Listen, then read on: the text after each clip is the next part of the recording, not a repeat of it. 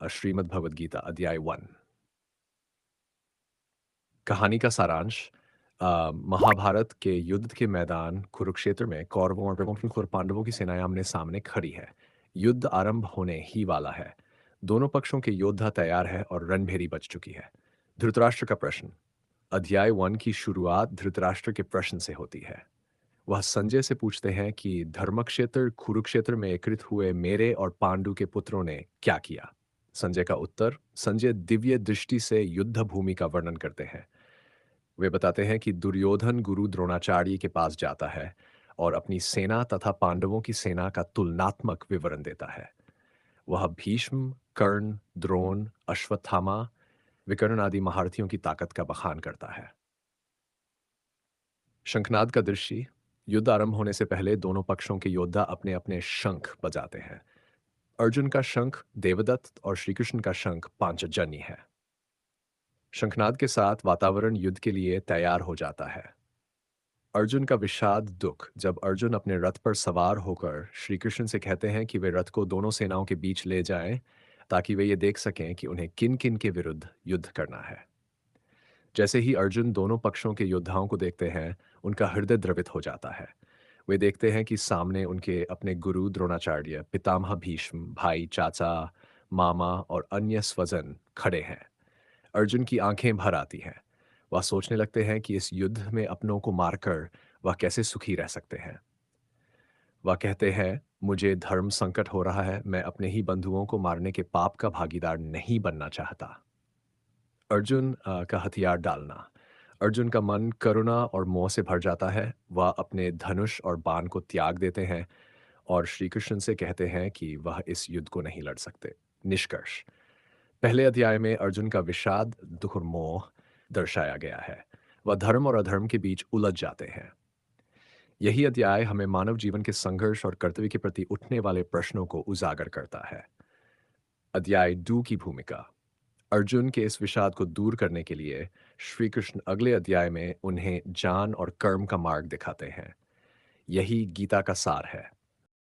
श्रीमद् भगवद गीता अध्याय 2। कहानी का सारांश। अध्याय 2 में श्री कृष्ण अर्जुन के विषाद दुख को दूर करने के लिए उपदेश देना शुरू करते हैं। यह अध्याय गीता का सबसे महत्वपूर्ण भाग है क्योंकि इसमें श्री कृष्ण ने आत्मा, कर्म, धर्म और योग का ज्ञान अर्जुन को दिया है। अर्जुन का शरण में जाना। अध्याय की शुरुआत में अर्जुन निराश होकर श्री कृष्ण से कहते हैं, मैं अपने कर्तव्य को लेकर अत्यंत भ्रमित हूँ। मुझे उचित मार्ग दिखाइए। मैं आपका शिष्य हूँ और आपकी शरण में हूँ। अर्जुन युद्ध लड़ने से इनकार करते हैं और अपने हथियार त्याग देते हैं। डू श्री कृष्ण का उत्तर। आत्मा का ज्ञान। श्री कृष्ण अर्जुन को समझाते हैं अमर है। श्री कृष्ण कहते हैं कि यह शरीर नश्वर है, लेकिन आत्मा अजर अमर है। जो जन्मा है उसकी मृत्यु निश्चित है और जो मरा है उसका पुनर्जन्म भी निश्चित है। इसलिए अर्जुन को शरीर की मृत्यु का शोक नहीं करना चाहिए। आत्मा का स्वरूप। आत्मा को न तो आग जला सकती है, न पानी भिगो सकता है, न वायु सुखा सकती है और न तलवार काट सकती है। यह शाश्वत, अविनाशी और अपरिवर्तनीय है। शायद। कर्तव्य और धर्म का उपदेश। श्री कृष्ण अर्जुन को कर्मयोग का उपदेश देते हैं। क्षत्रिय का धर्म। श्री कृष्ण कहते हैं कि युद्ध करना अर्जुन का धर्म है क्योंकि वह एक क्षत्रिय है। धर्म के लिए युद्ध करना पुण्य का कार्य है, इससे स्वर्ग प्राप्त होगा। दूर सुसर्गीय सफलता, अफलता, असफलता में समानता। श्री कृष्ण समझाते हैं कि कर्म करो लेकिन फल की चिंता मत करो। मनुष्य को केवल कर्म करने का अधिकार है, लेकिन फल ईश्वर के हाथ में है। स्थिर बुद्धि का महत्व। कृष्ण अर्जुन को स्थित प्रेजेंस फ्राइन सबोथन बुद्धि बनने की सलाह देते हैं। जो व्यक्ति सुख दुख, लाभ हानि, सफलता असफलता में समान रहता है, वही सच्चा योगी है। डार कर्मयोग का संदेश। श्री कृष्ण ये भी कहते हैं, योग कर्मसु कौशलम, अर्थात कर्म में कुशलता ही योग है। जो व्यक्ति बिना किसी स्वार्थ के अपने कर्तव्यों का पालन करता है, वही सच्चा योगी है। वह निष्कर्ष। अध्याय 2 में श्री कृष्ण अर्जुन को यह शिक्षा देते हैं कि आत्मा अमर है, इसलिए शरीर के नाश का शोक मत करो। डू अपने कर्तव्य का पालन करो क्योंकि यही धर्म है। कर्म करो लेकिन फल की अपेक्षा मत रखो। सुर स्थितप्रज्ञ स्थिर बुद्धि बनो और मन को संतुलित रखो। अध्याय 3 की भूमिका। इसके बाद श्री कृष्ण अगले अध्याय में कर्मयोग को विस्तार से समझाते हैं, जिसमें कर्म और भक्ति के माध्यम से मोक्ष प्राप्त करने का मार्ग बताया गया। अध्याय 3 में श्री कृष्ण अर्जुन को कर्मयोग कर्म का मार्ग का उपदेश देते हैं। इस अध्याय में कर्म करने की महिमा और फल की चिंता न करने का महत्व समझाया गया है। अर्जुन का प्रश्न। अर्जुन पूछते हैं, हे कृष्ण, यदि ज्ञान योग श्रेष्ठ है तो मुझे युद्ध जैसे कर्म में क्यों लगा रहे हैं? क्या ज्ञान का मार्ग अधिक सरल नहीं है? अर्जुन धर्म और कर्म के बीच उलझन में पड़ जाते हैं और श्री कृष्ण से मार्गदर्शन मांगते हैं।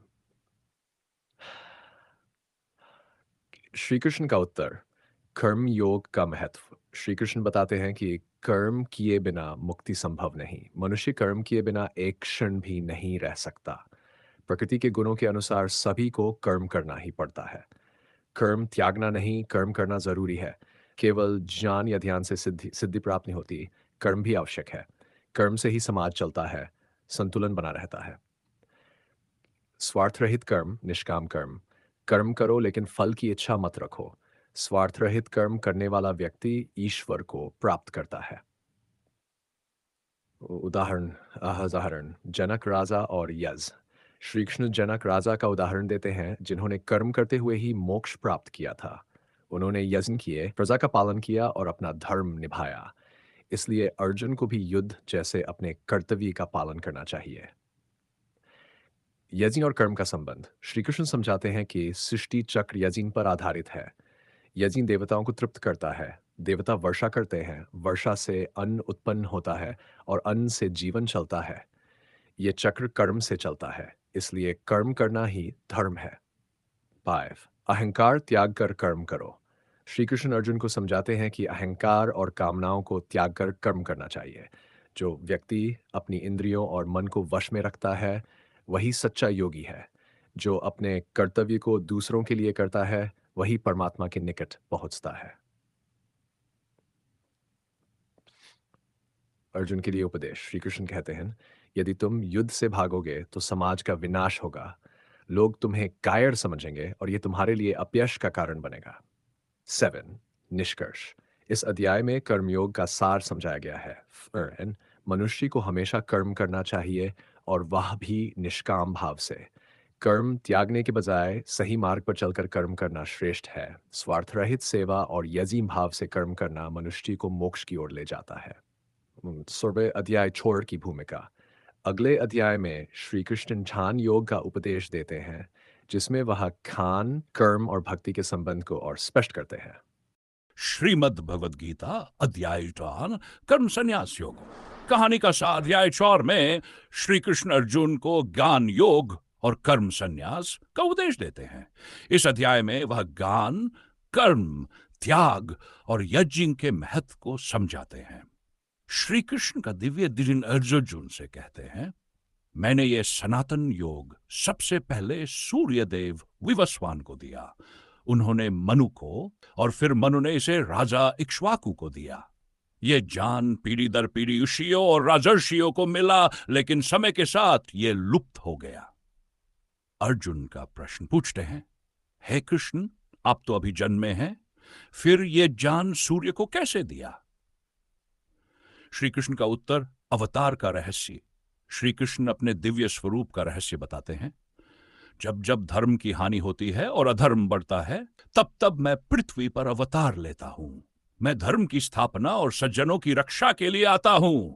श्री कृष्ण का यह वचन यदा यदा ही धर्मस्य ग्लानिर्भवति भारत बहुत प्रसिद्ध है। कर्म और त्याग का महत्व श्री कृष्ण समझाते हैं कि जो व्यक्ति कर्म को ज्ञान के साथ करता है, वही सच्चा योगी है।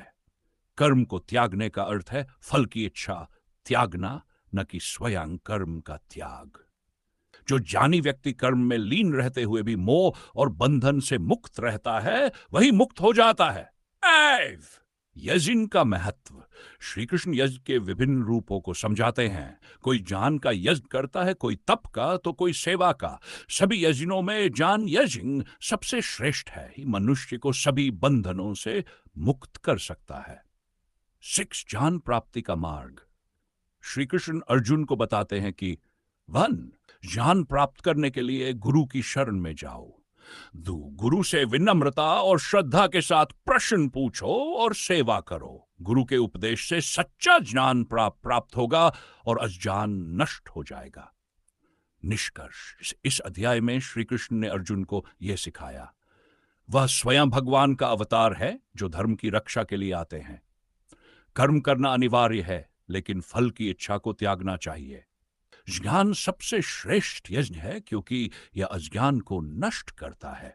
गुरु की शरण लेकर ज्ञान प्राप्त करो और जीवन को मोक्ष की ओर ले जाओ। अध्याय की भूमिका। अगले अध्याय में श्री कृष्ण कर्म संन्यास, कर्म और त्याग के बीच संबंध को और विस्तार से समझाते हैं। श्रीमद् भगवद गीता अध्याय 5 कहानी का सारांश। अध्याय 5 में श्री कृष्ण अर्जुन को कर्म संन्यास, कर्म का त्याग और कर्म योग के बीच का अंतर और संबंध समझाते हैं। वह बताते हैं कि दोनों ही मार्ग मुक्ति की ओर ले जाते हैं, लेकिन कर्मयोग श्रेष्ठ और अधिक व्यावहारिक है। अर्जुन का प्रश्न, हे कृष्ण, आप कभी कर्म का त्याग संन्यास करने को कहते हैं और कभी कर्म करने कर्मयोग को श्रेष्ठ बताते हैं। कृपया मुझे स्पष्ट बताइए कि इनमें से कौन सा मार्ग श्रेष्ठ है। 2, श्री कृष्ण का उत्तर, कर्मयोग श्रेष्ठ है। श्री कृष्ण कहते हैं, मन, संन्यास, कर्म का त्याग। सन्यासी वह है जो इच्छाओं और मोह को त्याग कर संसार से दूर रहता है। यह मार्ग कठिन है और केवल कुछ विशेष लोगों के लिए उपयुक्त है। कर्मयोग, कर्म करते हुए त्याग। कर्मयोगी वह है जो कर्म करता है लेकिन उसके फल की इच्छा नहीं रखता। वह समाज और परिवार के साथ रहते हुए भी ईश्वर को समर्पित भाव से कर्म करता है। निष्कर्ष, कर्मयोग संन्यास से श्रेष्ठ है क्योंकि यह अधिक व्यावहारिक और सरल है। कर्मयोगी की विशेषताएं। श्री कृष्ण बताते हैं कि कर्मयोगी अन्न जो सुख और दुख, लाभ और हानि, जीत और हार में समान रहता है, वही सच्चा योगी है। वह अहंकार और इच्छाओं से मुक्त होकर कर्म करता है। 3, ऐसा व्यक्ति हमेशा शांत, स्थिर और संतुलित रहता है। आत्मज्ञान और मुक्ति का मार्ग। श्री कृष्ण समझाते हैं कि ज्ञानी व्यक्ति सभी जीवों को समान देखता है, चाहे वह ब्राह्मण हो, गाय हो, हाथी हो, कुत्ता हो या चांडाल। आत्मज्ञानी व्यक्ति यह जानता है कि आत्मा एक समान है और शरीर मात्र नश्वर है। ऐसा व्यक्ति मोह, क्रोध, लोभ और द्वेष से मुक्त हो जाता है। आनंद और शांति का स्रोत। श्री कृष्ण कहते हैं, सच्चा सुख बाहर की वस्तुओं में नहीं है बल्कि आत्मा के भीतर है। जो व्यक्ति अपनी इंद्रियों को वश में रखता है और मन को शांत करता है, वही परम शांति को प्राप्त करता है। ईश्वर में लीन व्यक्ति को न सुख में अहंकार होता है और न दुख में उदासी। ध्यान और मोक्ष का उपदेश। श्री कृष्ण बताते हैं कि जो व्यक्ति उन अपने मन और इंद्रियों को नियंत्रित करता है, सभी जीवों में ईश्वर को देखता है, बिना किसी स्वार्थ के कर्म करता है, वह जीवन मुक्त जीते जी मोक्ष प्राप्त करने वाला बन जाता है। निष्कर्ष, इस अध्याय में श्री कृष्ण ने अर्जुन को यह सिखाया, कर्म का त्याग, न्यास और कर्मयोग दोनों ही मोक्ष का मार्ग है, लेकिन कर्मयोग सरल और श्रेष्ठ है। कर्मयोगी बिना फल की इच्छा के कर्म करता है और शांति को प्राप्त करता है। 3, आत्मज्ञानी व्यक्ति सभी प्राणियों में समानता देखता है और ईश्वर को हर जगह अनुभव करता है। सच्चा आनंद और मुक्ति भीतर की शांति से आती है, न कि बाहरी पदार्थों से। अगले अध्याय में श्री कृष्ण ध्यान योग का उपदेश देते हैं, जिसमें मन को नियंत्रित करने और आत्मज्ञान प्राप्त करने का मार्ग बताया गया है। श्रीमद् भगवद गीता अध्याय 6 में श्री कृष्ण अर्जुन को ध्यान योग, मेडिटेशन का मार्ग का उपदेश देते हैं। इस अध्याय में मन की एकाग्रता, आत्म संयम और योग साधना का महत्व बताया गया है। श्री कृष्ण समझाते हैं कि ध्यान के माध्यम से व्यक्ति आत्मा और परमात्मा को जान सकता है और मोक्ष प्राप्त कर सकता है। कर्मयोगी ही सच्चा सन्यासी है। श्री कृष्ण कहते हैं, जो व्यक्ति बिना किसी इच्छा और मोह के कर्म करता है, वही सच्चा योगी और सन्यासी है। केवल वस्त्र त्यागना या यज्ञ का परित्याग करना सन्यास नहीं है। सच्चा सन्यास वह है जो मन और इंद्रियों को वश में रखता है और ईश्वर के प्रति समर्पित भाव से कर्म करता है। मन का नियंत्रण आवश्यक है। श्री कृष्ण समझाते हैं कि मन यदि वश में है तो वह मित्र है, लेकिन यदि मन अनियंत्रित है तो वह शत्रु बन जाता है। योगी को चाहिए कि वह मन को साधे और बाहरी सुखों की अपेक्षा अपने भीतर के आनंद को खोजे। ध्यान का मार्ग, श्री कृष्ण ध्यान योग का मार्ग बताते हैं। स्थान और आसन, ध्यान करने के लिए एक स्वच्छ, शांत और पवित्र स्थान चुनो। सुखदासन पर बैठो, रीढ़ सीधी रखो और मन को स्थिर करो। मन की स्थिरता, मन को किसी भी प्रकार की चंचलता और भटकाव से बचाओ। अपने ध्यान को एक ही लक्ष्य, ईश्वर। इंद्रिय संयम, इंद्रियों को वश में रखो और अहंकार, क्रोध, मोह को त्यागो। न अधिक खाओ और न ही अत्यधिक उपवास करो। संतुलित जीवन ही योग के लिए उपयुक्त है। योगी के गुण, श्री कृष्ण बताते हैं कि सच्चा योगी वह है जो सभी प्राणियों में समानता देखता है। जो दूसरों के सुख दुख को अपने समान अनुभव करता है। 3, जो आसक्ति और मोह से मुक्त होकर भगवान में लीन रहता है। ध्यान की ही महिमा, ध्यान करने वाला व्यक्ति ईश्वर को अपने हृदय में अनुभव करता है। वह सभी सांसारिक बंधनों से मुक्त हो जाता है। परम शांति और आनंद की प्राप्ति होती है। श्री कृष्ण कहते हैं, योगस्थ व्यक्ति हर परिस्थिति में संतुलित रहता है और दुख सुख में समान रहता है। श्रेष्ठ योगी कौन है? श्री कृष्ण अर्जुन को बताते हैं कि सभी योगियों में वह श्रेष्ठ है जो अपने मन और आत्मा को मुझ में स्थिर करता है और श्रद्धा के साथ मेरी भक्ति करता है। निष्कर्ष, इस अध्याय में श्री कृष्ण ने अर्जुन को यह सिखाया, ध्यान और आत्म संयम से व्यक्ति अपने मन को वश में कर सकता है। ध्यान का अभ्यास करने वाला व्यक्ति सच्चे सुख और शांति को प्राप्त करता है। 3, योगी वह है जो सभी प्राणियों में समानता देखता है और अहंकार मोह से मुक्त रहता है। शेर, ईश्वर की भक्ति और ध्यान से मोक्ष प्राप्त किया जा सकता है। अगले अध्याय में श्री कृष्ण ज्ञान विज्ञान योग का उपदेश देते हैं, जिसमें वह ईश्वर के स्वरूप और भक्ति के महत्व को विस्तार से समझाते हैं। श्रीमद् भगवद गीता अध्याय 7, कहानी का सारांश। अध्याय 7 में श्री कृष्ण अर्जुन को ज्ञान और विज्ञान अनुभव का ज्ञान का उपदेश देते हैं। इस अध्याय में वह अपनी दिव्यता, शक्ति और भक्ति के महत्व को बताते हैं। श्री कृष्ण का ज्ञान और विज्ञान का उपदेश। श्री कृष्ण कहते हैं, हे अर्जुन, यदि तुम मेरा पूर्ण ज्ञान और अनुभव प्राप्त करना चाहते हो तो मन और बुद्धि को मुझ में ही लगा दो। ईश्वर के स्वरूप, सृष्टि और आत्मा का बौद्धिक ज्ञान, विज्ञान, अनुभव, ईश्वर के साथ प्रत्यक्ष अनुभव और आत्म साक्षात्कार, भगवान की शक्ति और सृष्टि का रहस्य। श्री कृष्ण बताते हैं कि मन, मैं इस संपूर्ण सृष्टि का मूल कारण हूं। यह सृष्टि 8 तत्वों पृथ्वी, जल, अग्नि, वायु, आकाश, मन, बुद्धि और अहंग से बनी है। इसके अतिरिक्त मेरी आत्मिक शक्ति भी इस संसार में व्याप्त है। श्री कृष्ण अर्जुन को समझाते हैं, मैं जल में रस, सूर्य और चंद्रमा में प्रकाश, वेदों में ओंकार, आकाश में ध्वनि और मनुष्य में जीवन शक्ति के रूप में स्थित हूं। मैं ही सबका पालनहार, पोषण करने वाला और संहारक हूं। उदाहरण, मैं अग्नि में तप हूं, मैं पृथ्वी में सुगंध हूं और मैं सभी प्राणियों का आत्मा हूं। दुर्लभ है ईश्वर को जानना। श्री, हजारों में कोई एक मुझे जानने का प्रयास करता है और उनमें भी कोई विरला ही मुझे पूरी तरह जान पाता है। मोह और माया के कारण अधिकांश लोग ईश्वर को पहचान नहीं पाते। 4 प्रकार के भक्त। श्री कृष्ण ने भक्तों को 4 भागों में विभाजित किया। दुखी, जो दुख के समय भगवान को पुकारते हैं। अर्थार्थी, धन या लाभ चाहने वाले, जो धन, ऐश्वर्य और सफलता के लिए प्रार्थना करते हैं। जिज्ञासु, जो भगवान के बारे में जानना चाहते हैं। जो ज्ञानी, जो भगवान को हर जगह देखते हैं और प्रेम पूर्वक उनकी भक्ति करते हैं। ज्ञानी भक्त सबसे श्रेष्ठ है क्योंकि वे भगवान को साक्षात अनुभव करते हैं। 6, माया, भ्रम और भक्ति का महत्व। श्री कृष्ण बताते हैं कि मन, माया, ईश्वर की शक्ति मनुष्य को ईश्वर से दूर रखती है। जो व्यक्ति ईश्वर की भक्ति करता है वह माया को पार कर लेता है। मेरा शरणागत व्यक्ति ही इस माया से मुक्त हो सकता है। ईश्वर के स्वरूप श्री कृष्ण कहते हैं, मैं अनादि जिसका कोई आरंभ नहीं और अनंत जिसका कोई अंत नहीं हूं।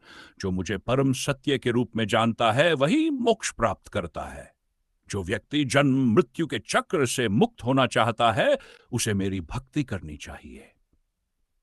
और निष्कर्ष, इस अध्याय में श्री कृष्ण ने अर्जुन को यह सिखाया, अन ईश्वर सृष्टि के कण कण में व्याप्त है और वही सबके मूल कारण है। सच्चा ज्ञान और अनुभव केवल भक्ति और समर्पण से प्राप्त होता है। 4 प्रकार के भक्त होते हैं, लेकिन ज्ञानी भक्त सबसे श्रेष्ठ होते हैं। माया को पार करने और मोक्ष प्राप्त करने के लिए ईश्वर की शरण में जाना आवश्यक है। अध्याय 8 की भूमिका। अगले अध्याय में श्री कृष्ण अक्षर ब्रह्म योग का उपदेश देते हैं, जिसमें वह मृत्यु के समय भगवान का स्मरण करने और मोक्ष प्राप्त करने का मार्ग समझाते हैं। श्रीमद् भगवद गीता अध्याय 8 कहानी का सारांश। अध्याय 8 में श्री कृष्ण अर्जुन को अक्षर ब्रह्म और मृत्यु के समय भगवान को स्मरण करने के महत्व का उपदेश देते हैं। इस अध्याय में जीवन, मृत्यु और आत्मा के परम लक्ष्य मोक्ष का रहस्य बताया गया है। अर्जुन के प्रश्न। अर्जुन श्री कृष्ण से 7 प्रश्न पूछते हैं। ब्रह्म क्या है? अध्यात्म क्या है? 3 कर्म क्या है? अधिभूत देव क्या है? 6 अधियज कौन है? 7 मृत्यु के समय भगवान को कैसे याद करें? श्री कृष्ण के उत्तर, ब्रह्म अविनाशी परमा शाश्वत सत्य जो सृष्टि का मूल कारण है। अध्यात्म आत्मा का स्वरूप जो शरीर में निवास करती है। वे कार्य जो जीव के जन्म और मृत्यु का कारण बनते हैं। अधिभूत नश्वर वस्तुएं जैसे शरीर और संसार। अधिदैव देवताओं और प्राकृतिक शक्तियों का स्वरूप। से अधियज श्रीकृष्ण स्वयं जो सभी यज्ञों कर्मों के उपभोक्ता है। मृत्यु के समय भगवान का स्मरण। श्री कृष्ण कहते हैं, मनुष्य मृत्यु के समय जिस वस्तु का स्मरण करता है वही उसकी अगली गति को निर्धारित करता है। यदि मृत्यु के समय व्यक्ति भगवान का स्मरण करता है तो वह परमात्मा को प्राप्त कर मोक्ष को प्राप्त करता है। भगवान का स्मरण कैसे करें? श्री कृष्ण बताते हैं कि भगवान का स्मरण करने के लिए ओम का जप करें। यह परमात्मा का दिव्य नाम है। मन को नियंत्रित करें। ध्यान और साधना द्वारा मन को ईश्वर में स्थिर करें। भक्ति और श्रद्धा बनाए रखें। पूरे जीवन में भक्ति का अभ्यास करें ताकि मृत्यु के समय भी ईश्वर का स्मरण स्वाभाविक हो। भगवान के धाम की महिमा। श्री कृष्ण अर्जुन को अपने धाम के बारे में बताते हैं। मेरा परम धाम वैष्णव लोक ऐसा है जहां जाने के बाद कोई वापस संसार में नहीं आता। वह धाम शाश्वत, दिव्य और आनंदमय है। 2 मार्ग, उज्जवल और अंधकार में। श्री कृष्ण बताते हैं कि मृत्यु के बाद आत्मा 2 मार्गों पर जाती है। 1 उज्जवल मार्ग, देवयान मार्ग। यह मोक्ष का मार्ग है जिससे आत्मा परमात्मा में विलीन हो जाती है और जन्म मृत्यु के चक्र से मुक्त हो जाती है। अंधकारमय मार्ग, पितृयान मार्ग। यह पुनर्जन्म का मार्ग है जिसमें आत्मा संसार में लौट आती है। सब निष्कर्ष, इस अध्याय में श्री कृष्ण ने अर्जुन को यह सिखाया। 1 परमात्मा शाश्वत, अविनाशी और सबका मूल कारण है। मृत्यु के समय भगवान का स्मरण करने वाला व्यक्ति मोक्ष को प्राप्त करता है। भक्ति, ध्यान और ओम के जाप से ईश्वर का स्मरण बनाए रखना चाहिए। सार, मोक्ष प्राप्त करने के लिए उज्जवल मार्ग का अनुसरण करना आवश्यक है। अध्याय 9 की भूमिका। अगले अध्याय में श्री कृष्ण राजविद्या राजगुह्य योग का उपदेश देते हैं, जिसमें वह भक्ति को सबसे श्रेष्ठ मार्ग बताते हैं। श्रीमद् भगवद गीता अध्याय 9 राजविगोज कहानी का सारांश। अध्याय 9 में श्री कृष्ण अर्जुन को राजविद्यान और राजगुह्य का उपदेश देते हैं। इसमें वह बताते हैं कि यह ज्ञान सबसे पवित्र, सरल और अनुभव करने योग्य है। श्री कृष्ण विशेष रूप से भक्ति के महत्व को समझाते हैं और कहते हैं कि भक्ति के माध्यम से कोई भी व्यक्ति परमात्मा को प्राप्त कर सकता है। परम रहस्य का ज्ञान। श्री कृष्ण कहते हैं, हे अर्जुन, अब मैं तुम्हें वह सर्वोच्च रहस्य बताऊंगा जो मोक्ष का मार्ग है। यह ज्ञान सबसे पवित्र और अनुभव द्वारा प्रत्यक्ष किया जा सकता है। यह ज्ञान सरल, वैज्ञानिक और व्यावहारिक है। ये उन लोगों के लिए है जो श्रद्धा और विश्वास रखते हैं। सृष्टि का रहस्य। श्री कृष्ण बताते हैं कि 1, मैं इस संपूर्ण सृष्टि का मूल कारण हूं। 2, मेरी शक्ति से यह सृष्टि उत्पन्न होती है और मेरी ही शक्ति से इसका पालन और संहार होता है। मैं सृष्टि के कण कण में व्याप्त हूं, लेकिन फिर भी मैं इससे परे और स्वतंत्र हूं। माया का प्रभाव। श्री कृष्ण कहते हैं कि अधिकतर लोग माया भ्रम के कारण उन्हें पहचान नहीं पाते। जो लोग मोह, अहंकार और कामनाओं में फंसे रहते हैं, वे ईश्वर को अनुभव नहीं कर पाते। लेकिन जो श्रद्धा और भक्ति से भगवान की शरण में आते हैं, वे माया को पार कर लेते हैं। श्री कृष्ण कहते हैं, जो व्यक्ति प्रेम और श्रद्धा से मुझे स्मरण करता है, मैं उसे अवश्य स्वीकार करता हूं। भगवान जाति, धर्म, चान या संपत्ति नहीं देखते। वे केवल भक्त का प्रेम और समर्पण देखते हैं। यदि कोई मुझे प्रेम पूर्वक पत्ता, पुष्पफूल, फल या जल अर्पित करता है, तो मैं उसे प्रेम से स्वीकार करता हूं। भक्तों का कल्याण। श्री कृष्ण अपने भक्तों को आश्वासन देते हैं कि मैं अपने भक्तों की रक्षा करता हूं और उन्हें कभी गिरने नहीं देता। जो भी मन, वचन और कर्म से मेरी पूजा करता है, वह मेरा प्रिय होता है। यहां तक कि यदि कोई व्यक्ति पापी भी है लेकिन सच्चे हृदय से मेरी भक्ति करता है, तो वह शीघ्र ही पवित्र हो जाता है। वोच सभी के लिए समान अवसर। श्री कृष्ण कहते हैं कि चाहे स्त्री हो, वैश्य व्यवसायी वर्ग, सेवा वर्ग या कोई भी जाति का वह व्यक्ति हो, सभी भगवान की शरण लेकर मोक्ष प्राप्त कर सकते हैं। भगवान सभी के लिए समान है और वे सच्ची भक्ति को ही स्वीकार करते हैं। निष्काम भक्ति का मार्ग। श्री कृष्ण बताते हैं कि भक्ति का मार्ग सबसे सरल और प्रभावी है। मन, वचन और कर्म से भगवान का स्मरण करो। 2, सभी कर्मों को भगवान को समर्पित करो और फल की चिंता मत करो। भगवान को प्रेम और श्रद्धा के साथ भजने वाला व्यक्ति अवश्य मोक्ष प्राप्त करता है। निष्कर्ष। इस अध्याय में श्री कृष्ण ने अर्जुन को यह सिखाया, भगवान सृष्टि के कण कण में व्याप्त हैं, लेकिन वे सृष्टि से परे भी हैं। भक्ति सबसे सरल और श्रेष्ठ मार्ग है जो सभी के लिए उपलब्ध है। 3, भगवान प्रेम और समर्पण को स्वीकार करते हैं, न कि बाहरी दिखावे को। सभी जातियों, वर्गों और लिंगों के लोग भक्ति के माध्यम से भगवान को प्राप्त कर सकते हैं। भगवान अपने भक्तों की रक्षा करते हैं और उन्हें मोक्ष प्रदान करते हैं। अगले अध्याय में श्री कृष्ण विभूति योग का उपदेश देते हैं, जिसमें वह अपनी दिव्य शक्तियों और गुणों का विस्तार से वर्णन करते हैं। अध्याय 10 में अध्याय श्री कृष्ण अर्जुन को अपनी विभूतियों, दिव्य शक्तियों और विशेषताओं के बारे में बताते हैं। वह अर्जुन को यह समझाते हैं कि संपूर्ण ब्रह्मांड में जो भी अद्भुत, शक्तिशाली और दिव्य है, वह उन्हीं का स्वरूप है। इस अध्याय में भगवान की महिमा और उनकी सर्वव्यापकता का वर्णन है। भगवान का दिव्य ज्ञान और कृपा। श्री कृष्ण कहते हैं, हे अर्जुन, अब मैं तुम्हें अपने दिव्य स्वरूप का गहन ज्ञान दूंगा, जिसे जानकर तुम मुझे पूर्ण रूप से जान सकोगे। भगवान के स्वरूप को केवल उनके भक्त ही पूरी तरह समझ सकते हैं। वे अपने भक्तों पर कृपा करते हैं और उन्हें आत्मज्ञान प्रदान करते हैं। भगवान सृष्टि के कारण है। श्री कृष्ण बताते हैं, मैं ही इस संपूर्ण सृष्टि का मूल कारण हूं। मुझसे ही सब कुछ उत्पन्न हुआ है। जो व्यक्ति इस सत्य को समझता है, वह श्रद्धा और भक्ति के साथ भगवान का स्मरण करता है। भक्तजन निरंतर भगवान के गुणगान में लगे रहते हैं और भगवान उनकी रक्षा करते हैं। ज्ञान का प्रकाश। श्री कृष्ण अपने भक्तों को यह आश्वासन देते हैं कि वे स्वयं उनके हृदय में ज्ञान का प्रकाश उत्पन्न करते हैं, जिससे वे अज्ञान के अंधकार से मुक्त हो जाते हैं। मैं उनके हृदय में स्थित होकर उनके अज्ञान को दूर करता हूं और ज्ञान का प्रकाश देता हूं। अर्जुन भगवान की स्तुति करते हुए पूछते हैं, हे प्रभु, आप अद्वितीय हैं। आपकी महिमा का विस्तार कैसे समझा जा सकता है? आप मुझे अपनी विभूतियों के बारे में विस्तार से बताइए।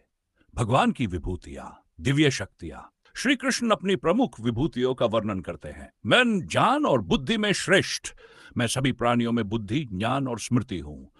धूप प्रकृति के तत्वों में, मैं जल में स्वाद, सूर्य और चंद्रमा का प्रकाश और अग्नि की ऊष्मा हूं। देवताओं में मैं इंद्र, वरुण और ब्रह्मा हूं। शार हुशियों में मैं नारद और कपिल मुनि हूं। माइव प्रकृति में मैं हिमालय और समुद्र हूं। सिक्स पशुओं में मैं सिंह हूं। पक्षियों में मैं गरुड़ हूं। 8 वेदों में मैं सामवेद हूं। यज्ञों में मैं जप यज्ञ मन का जाप हूं। वृक्षों में मैं पीपल का वृक्ष हूं। मुनियों में मैं कपिल मुनि हूं। जो नदियों में मैं गंगा हूं। योद्धाओं में मैं राम हूं। सार जो भी इस संसार में अद्भुत, शक्तिशाली और दिव्य है, वह मेरी ही महिमा का एक छोटा सा अंश है। भगवान का असीम स्वरूप श्री कृष्ण कहते हैं, हे अर्जुन, मेरी विभूतियों का वर्णन अंतहीन है। मैंने तुम्हें केवल संक्षेप में बताया है। भगवान की महिमा को पूरी तरह से जानना संभव नहीं है, क्योंकि वह अनंत है। वह हर चीज में व्याप्त है और सारा ब्रह्मांड उन्हीं के द्वारा नियंत्रित है। निष्कर्ष, इस अध्याय में श्री कृष्ण ने अर्जुन को यह सिखाया। 1. भगवान संपूर्ण सृष्टि के कारण है और हर जगह व्याप्त है। 2. उनकी विभूतियां संसार के हर अद्भुत, शक्तिशाली और सुंदर वस्तु में देखी जा सकती हैं। भक्ति और श्रद्धा के माध्यम से भगवान को समझा जा सकता है। 3. भगवान अपने भक्तों को ज्ञान और प्रकाश देते हैं और उन्हें अज्ञान से मुक्त करते हैं। की भूमिका। अगले अध्याय में श्री कृष्ण अर्जुन को विश्वरूप दर्शन कराते हैं, जिसमें वह अपने विराट स्वरूप को दिखाते हैं और अपनी दिव्यता का प्रत्यक्ष अनुभव कराते हैं।